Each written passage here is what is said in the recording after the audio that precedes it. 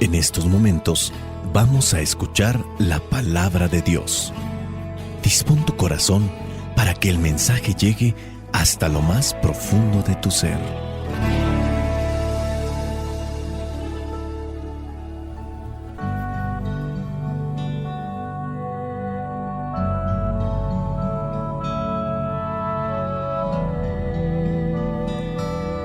Lectura del Santo Evangelio según San Lucas, capítulo 15, versículos del 1 al 3 y versículos del 11 al 32. Todos los que cobraban impuestos para Roma y otra gente de mala fama se acercaban a Jesús para oírlo. Los fariseos y los maestros de la ley lo criticaban por esto, diciendo: Este recibe a pecadores y come con ellos. Entonces Jesús les dijo esta parábola. Un hombre tenía 2 hijos, y el más joven le dijo a su padre: Padre, dame la parte de la herencia que me toca. Entonces el padre repartió los bienes entre ellos. Pocos días después, el hijo menor vendió su parte de la propiedad y con ese dinero se fue lejos, a otro país, donde todo lo derrochó llevando una vida desenfrenada. Pero cuando ya se lo había gastado todo, hubo una gran escasez de comida en aquel país, y él comenzó a pasar hambre. Fue a pedir trabajo a un hombre del lugar que lo mandó a sus campos a cuidar cerdos, y tenía ganas de llenarse con las algarrobas que comían los cerdos, pero nadie se las daba. Al fin se puso a pensar: ¿cuántos trabajadores en la casa de mi padre tienen comida de sobra, mientras yo aquí me muero de hambre? Regresaré a casa de mi padre y le diré: Padre mío, he pecado contra Dios y contra ti.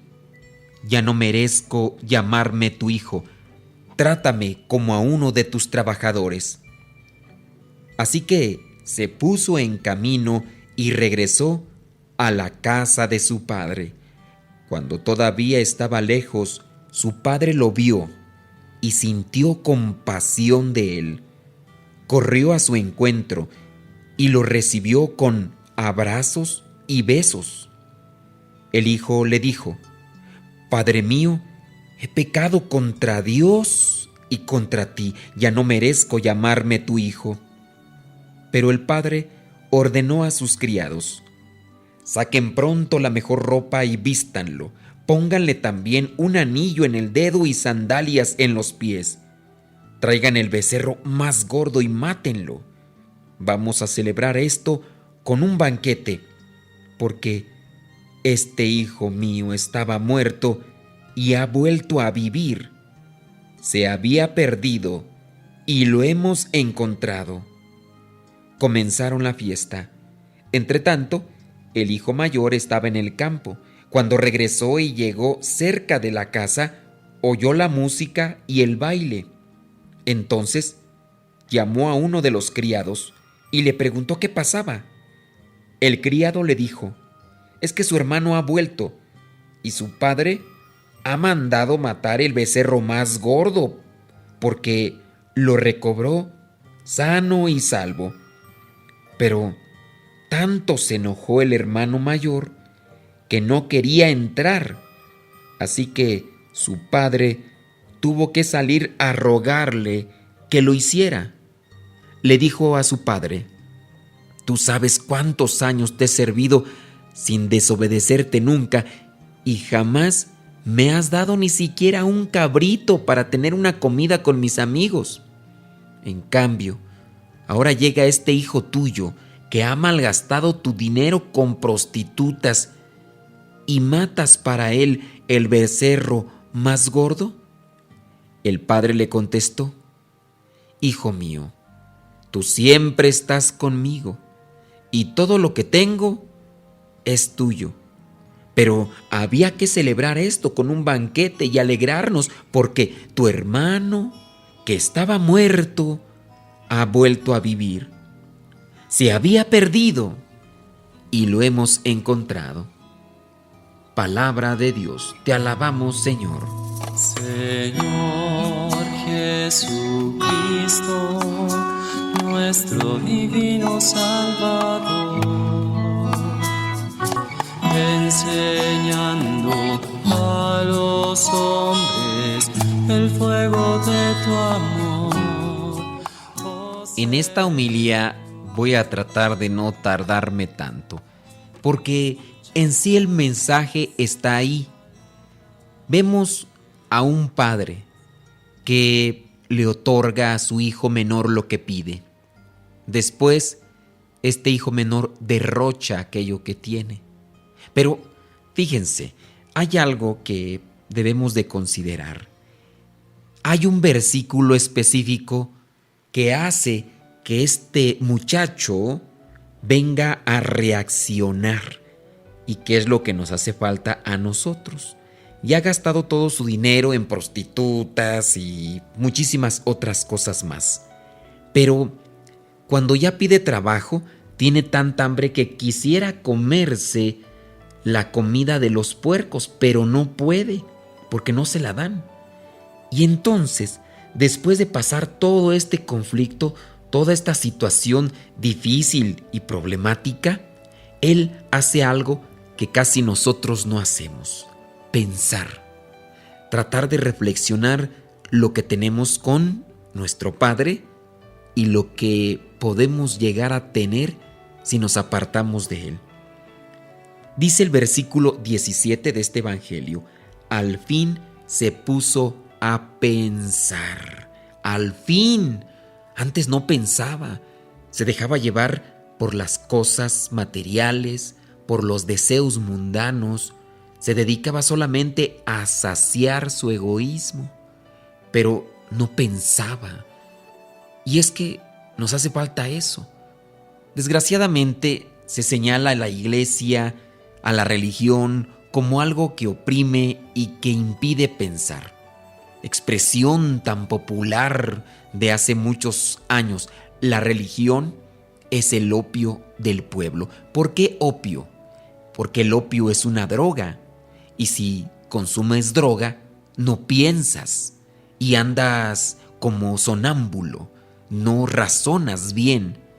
Esta expresión de hace muchos años todavía en algunas de las mentes que divagan por ahí contrarios a Dios y a la religión, las dicen como una defensa: es que la religión es el opio del pueblo.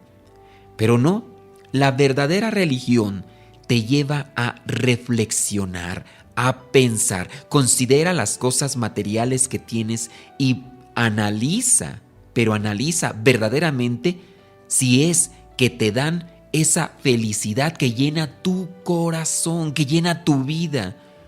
Tú has tenido ya cosas materiales. Quizá a lo mejor has experimentado también el placer de algunos pecados, de algunas cosas que obviamente son pecados. Pero ese placer, esa supuesta felicidad, ¿se compara a la felicidad que te da Dios? Quizá a lo mejor no puedes hacer esa comparación porque no has experimentado la cercanía con Dios. Se puso a pensar y dijo: yo puedo regresar a la casa de mi padre, aunque ya no como hijo, como un trabajador. En el versículo 17 remarca: regresaré a casa de mi padre y le diré: Padre mío, he pecado contra Dios y contra ti. Después vuelve a repetir eso cuando el padre se encuentra con su hijo, cuando el padre corre hacia el encuentro de su hijo y lo recibe con abrazos y le dice: Padre mío, he pecado contra Dios y contra ti. Es decir, llegó a pensar en la falta que tuvo, en el error que cometió. Pensó: estaba mejor con mi padre, y ahora reconoce: ha pecado contra Dios primero y después contra su padre. Vamos a quedarnos con esa reflexión y también con la misericordia de Dios que viene a nuestro encuentro. Hoy ha venido a tu encuentro en estas palabras, en este evangelio, en esta reflexión, y te dice: no importa los pecados que hayas cometido, Dios te espera con los brazos abiertos para darte muchos abrazos, para llenarte de besos, porque Dios es misericordia, pero necesita que pienses bien las cosas y que trates de buscar lo mejor para tu vida. Después hay que levantarse y hay que caminar hacia el encuentro del Padre.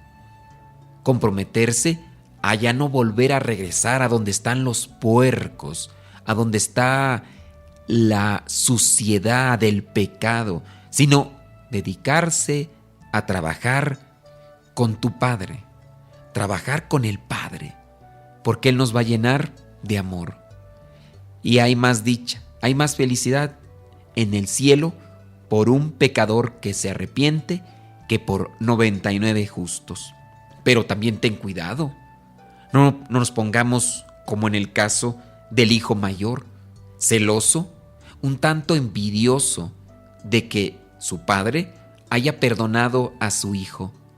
Cuidado con esa tentación. Esa puede ser una herramienta que utilice el diablo para alejarnos.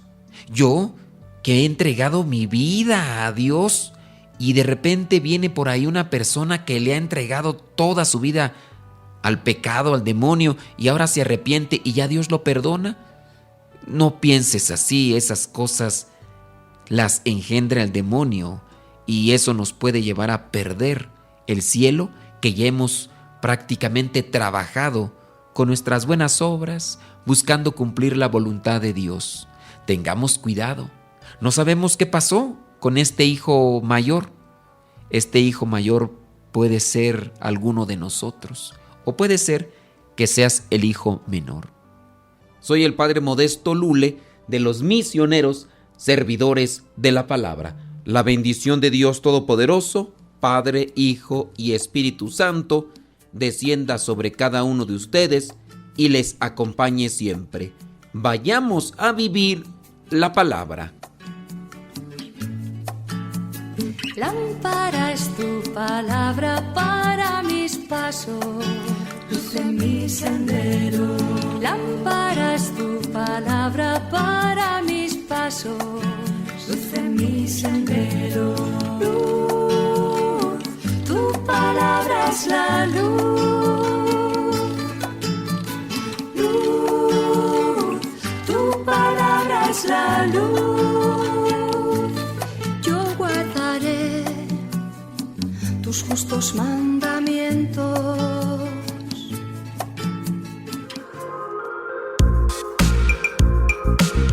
Si quieres escuchar en Spotify, en iTunes y en YouTube este evangelio y en otras plataformas de podcast, búscanos con este nombre: Evangelio Meditado y Explicado. Evangelio Meditado y Explicado.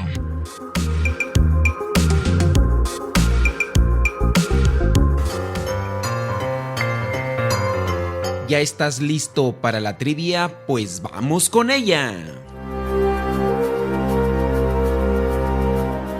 La pregunta del día de hoy es la siguiente. Según la Biblia, ¿quién era parte de las columnas de la iglesia? Porque en la Biblia aparece que ciertas personas formaban lo que se llama columnas de la iglesia, lo que le sostenía. ¿Quién formaba parte, según la Biblia, de las columnas de la iglesia? ¿Era Juan, el apóstol? ¿Era Pablo? ¿O era Jesús? Según la Biblia, ¿quién era parte de las columnas de la iglesia?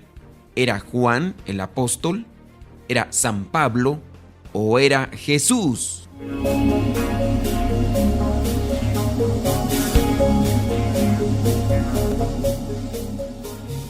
Si tu respuesta fue que quien formaba parte de las columnas de la iglesia era Pablo, déjame decirte que no, te equivocaste. Tenemos que referirnos al texto bíblico. En el texto bíblico refiere que un grupo de personas formaban lo que eran llamadas las columnas de la iglesia. La iglesia que Cristo fundó y que muchos dicen que Jesucristo no vino a fundar, pero ahí en la Biblia aparece y no se puede negar esto. Menciona a 3 personas que formaban parte de estas columnas de la iglesia. No era Pablo, a lo mejor de inmediato te fuiste con el nombre de Jesús. Jesús no forma parte de las columnas de la iglesia y lo voy a explicar ahorita por qué. Pero si tú dijiste que quien formaba parte de las columnas de la iglesia era Juan el apóstol, entonces has acertado. Mira, es sencillo. Vayamos a lo que es la carta a los Gálatas, capítulo 2, versículo 9. Gálatas capítulo 2, versículo 9, donde dice: Santiago, Cefas, es decir, Pedro, y Juan eran tenidos como columnas de la iglesia. Eran tenidos como columnas de la iglesia Santiago, Cefas y Juan. Te acordarás que en el momento de la transfiguración Jesús escogió a 3 de sus discípulos. También eran Santiago, Pedro y Juan, y fueron los únicos que pudieron estar en ese momento tan importante en el que Moisés y Elías se aparecen al lado de Jesús. Ahora, en esta carta a los Gálatas encontramos el testimonio de Pablo. Pablo ya se encontraba anunciando a Jesús, pero él tenía que mirar a los que eran tenidos como superiores dentro de la iglesia que Cristo fundó.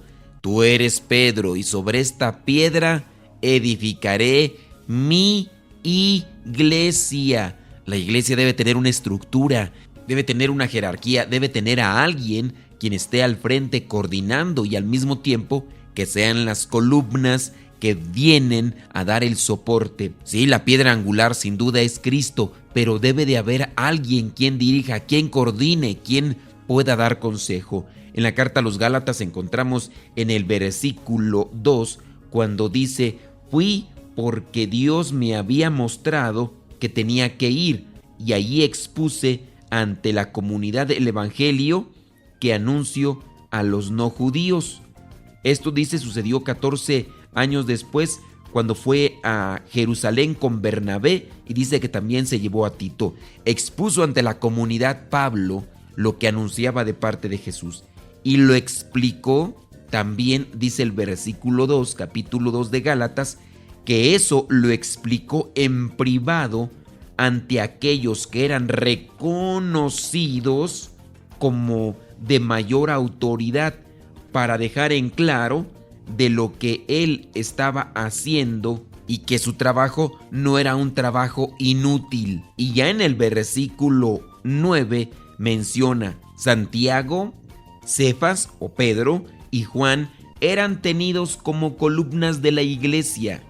Reconocieron que Dios me había concedido el privilegio, y para confirmar que nos aceptaban, en este caso a Pablo, Bernabé y a Tito, dice que para confirmar que los aceptaban, les dieron la mano a él y a Bernabé, y estuvieron de acuerdo en que ellos fueran a trabajar entre los no judíos, mientras que ellos trabajarían entre los judíos. Pablo tuvo que buscar la aprobación de estos que eran llamados las columnas de la iglesia. Ciertamente, por ser columnas no quiere decir que no se equivocan o que no tenían cierto tipo de desacuerdos. Incluso más adelante, Pablo tendrá que ir con Pedro y tendrá que llamarle la atención por cierta actitud que no es conveniente. Hablando de la iglesia, hablando de una fábrica, de una empresa, se necesita una estructura, se necesitan normas, se necesita disciplina para que puedas seguir caminando. Se necesita el consejo, se necesita la opinión, se necesita el liderazgo. No se puede mantener la iglesia si no existe una estructura como tal. La misma Biblia llegó a aparecer como tal el Nuevo Testamento hasta el año 300 y fracción. Antes de eso ya existían los santos padres con sus escritos, ya tenían tradiciones orales que se transmitían entre los sucesores de los apóstoles, pero a pesar de todo esto hay muchas personas que quieren un rechazo, quieren vivir en la anarquía. Pareciera ser que tienen cierto tipo de alergia hacia lo que es la autoridad, hacia lo que es una estructura que viene a regir y a ayudar para el mejor funcionamiento espiritual de la iglesia. Este tipo de personas no quieren relacionarse con la estructura, no quieren relacionarse con la iglesia como tal y dicen, creo en Dios, pero a mi manera. Y déjenme decirle que es muy complicado querer caminar en cuestiones de fe con ese estilo, con ese formato.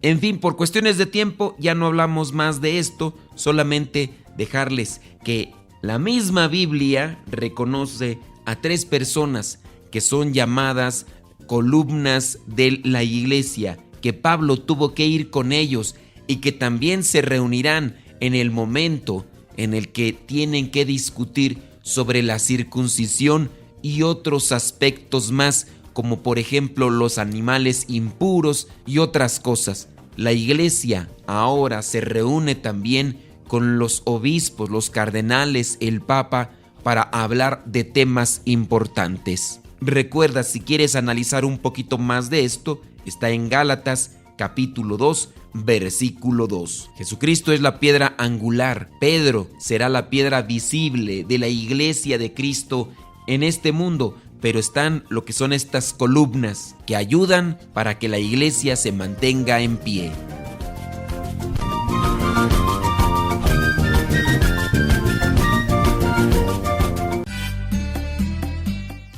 Síguenos en las redes sociales, búscanos por nuestro nombre, Modesto Lule. Te invitamos a seguirnos en Facebook, en Instagram, en TikTok, en YouTube y también en X, antes Twitter, y también en Telegram, donde publicamos muchas cosas que te pueden servir o te pueden ayudar para conocer más de las cosas de Dios. Búscanos por nuestro nombre, Modesto Lule, en todas esas redes sociales que ya te hemos mencionado.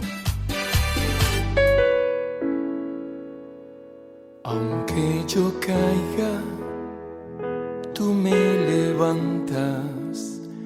Aunque me pierda, tú me encuentras. Cuando estoy solo, siento que me acompañas. Tú eres mi pastor, mi Dios, mi todo. Aunque hay dolores, tú me confortas. Cuando me asusto, me tranquilizas. Cuando mi vida se oscurece, me iluminas. Tú eres mi Señor, mi Dios, mi todo. Sobre mis llagas pones tu mano y las heridas se van sanando. Te doy mi vida tan imperfecta. Eres mi victoria en mi universo.